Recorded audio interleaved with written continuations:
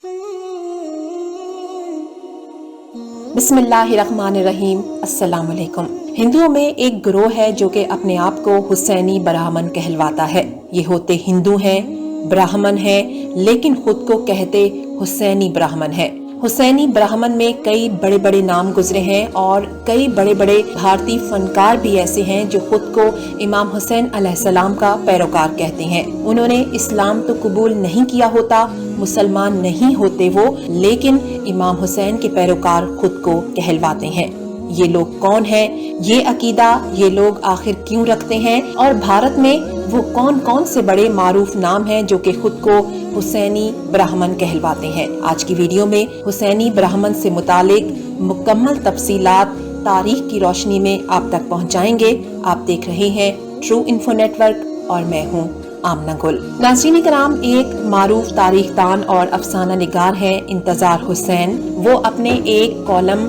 Brahmins इन Karbala में लिखते हैं कि वो पहले हुसैनी ब्राह्मण को सिर्फ हिंदू अफसाना ही समझते थे। इसलिए उन्होंने दिल्ली में एक महफिल में तकरीर करते हुए इस बात को झुटला दिया कि ब्राह्मण हुसैनी भी होते हैं। वहीं उसी महफिल में एक खातून उठ खड़ी हुई। उन्होंने मेरी बात को काटा और कहा कि ये सच है कि हुसैनी ब्राह्मण भी होते हैं और मेरे पास तारीखी सबूत मौजूद हैं कि उनके आबाओ अजदाद का ताल्लुक इमाम हुसैन अलैहिस्सलाम से जा मिलता है। वो खातून खुद भी एक हुसैनी ब्राह्मण थी और उनका नाम था प्रोफेसर नोनिका दत्त। इसके बाद इंतजार हुसैन साहब लिखते हैं कि वो खातून मुझे अपने साथ हिंदुओं की एक बहुत ही पुरानी लाइब्रेरी ले गईं, जहां उन्होंने बेशुमार पुरानी कुतुब मेरे सामने लाके रख दी। उन किताबों में एक किस्सा दर्ज था। उस किस्से में कुछ रिवायात मुख्तलिफ थीं तमाम किताबों में, लेकिन असल मफहूम और असल जो किस्सा था वो तमाम किताबों में एक ही था। किस्सा कुछ यूं है नाज़रीन कराम कि आप सल्लल्लाहु अलैहि वसल्लम के दौर में भी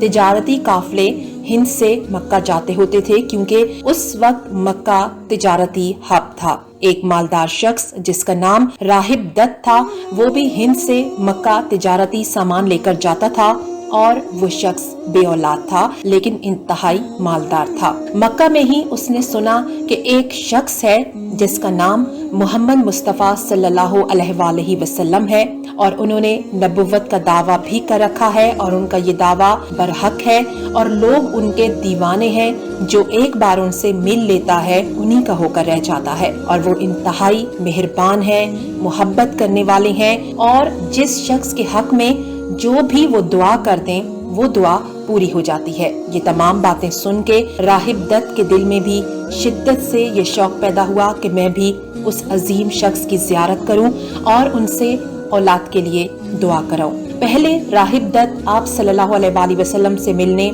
मस्जिद नबी पहुंचा, लेकिन आप उस वक्त वहाँ पे मौजूद नहीं थे। फिर वो हजूर पाक सल्लल्लाहु अलैहि वसल्लम से मिलने आपके घर पहुंचा तो उसे घर के बाहर इमाम हुसैन अलैहिस्सलाम मिले। इमाम हुसैन अलैहिस्सलाम उस वक्त बच्चे थे, घर के बाहर खेल रहे थे। तभी राहिब दत्त ने इमाम हुसैन से इल्तिजा की कि मैं हिंद से आया हूँ और मेरी कोई औलाद नहीं है, मैं मोहम्मद सल्लल्लाहु अलैहि वसल्लम से औलाद के लिए दुआ कराना चाहता हूँ। तो हजरत इमाम हुसैन अलैहिस्सलाम ने कहा कि क्यों नहीं, आप मेरे साथ आएं, मैं आपको अपने नाना जान के पास लेके चलता हूँ। इमाम हुसैन अलैहिस्सलाम ने राहिब दत्त को राह दिखाई। जब दरवाजे पे पहुँचे तो इजाजत मिलने के बाद राहिब दत्त को हजूर पाक सल्लल्लाहु अलैहि वसल्लम से मुलाकात का शर्फ हासिल हुआ। आप सल्लल्लाहु अलैहि वसल्लम ने राहिब दत्त के हक में दुआ की। फिर कुछ ही अरसे बाद उस हिंदू के यहाँ एक लड़के की वलादत हुई, फिर दूसरे की, फिर तीसरे और यूं अल्लाह अज़्ज़ व जल ने उसे 7 लड़कों से नवाजा बातुफैल मोहम्मद मुस्तफ़ा सल्लल्लाहु अलैहि वसल्लम के सदके। वक्त गुजरता गया, राहिब दत्त के बच्चे जवान हो गए। राहिब दत्त जब भी मक्का मदीने आता तो इमाम हुसैन अलैहिस्सलाम की खिदमत में भी जरूर हाजिरी देता। एक दफा जब राहिब दत्त सफर के दौरान अपने बेटों के हमरा इराक पहुंचा और जब वो इराक के इलाके नैनवा में पहुंचा जहां पर सरजमीन कर्बोबला है, वहां उसे मालूम हुआ कि इस जगह मोहम्मद मुस्तफा सल्लल्लाहु अलैहि वसल्लम के खानदान वाले ठहरे हुए हैं। उससे मिलने का इश्तियाक हुआ।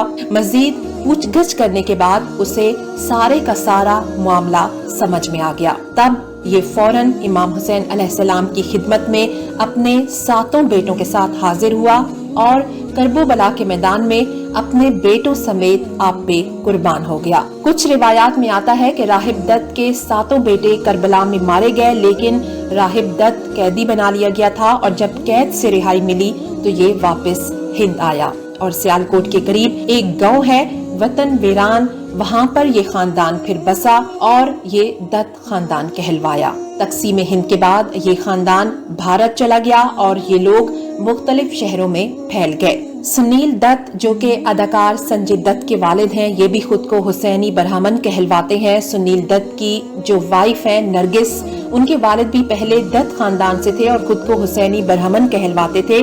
बाद में वो मुसलमान हो गए। कई बड़े बड़े मारूफ सहाफी हैं भारतीय जो कि खुद को हुसैनी ब्राह्मण कहलवाते हैं। अजय देवगन जो कि एक मारूफ फिल्मी अदाकार हैं, वो भी खुद को हुसैनी ब्राह्मण कहलवाते हैं। हुसैनी ब्राह्मण मुहर्रम के दिनों में इमाम हुसैन अलैहिस्सलाम की शहादत का जिक्र भी करते हैं। अपने अपने अकायद के मुताबिक गरीबों में बड़े पैमाने पे खाना भी तकसीम करते हैं। मुहर्रम के दिनों में ये लोग महाफिल भी मुनक्किद करते हैं जिनमें इमाम हुसैन अलैहिस्सलाम की शहादत का जिक्र किया जाता है। वीडियो अगर आपको अच्छी लगे तो इसे अपने दोस्तों के साथ शेयर कीजिएगा और अगर आप चाहें तो मजीद वीडियोस के लिए हमारे चैनल को सब्सक्राइब कीजिएगा।